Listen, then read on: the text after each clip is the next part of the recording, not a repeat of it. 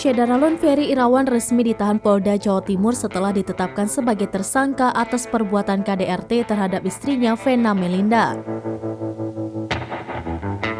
Kabar penahanan Ferry Irawan setelah menjadi tersangka KDRT tentu membuat Vena Melinda sedikit lebih lega.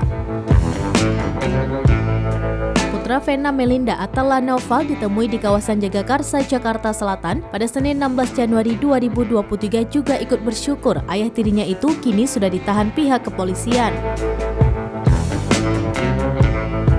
Atala Naufal tidak lupa mengucapkan terima kasih ke penyidik Polda Jawa Timur atas kelancaran proses hukum terhadap Ferry Irawan.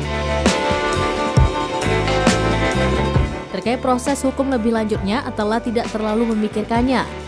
Ia mempercayakan semuanya ke tim kuasa hukum.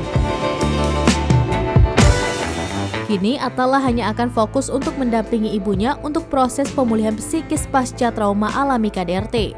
Apalagi ibundanya masih trauma berat karena KDRT tersebut.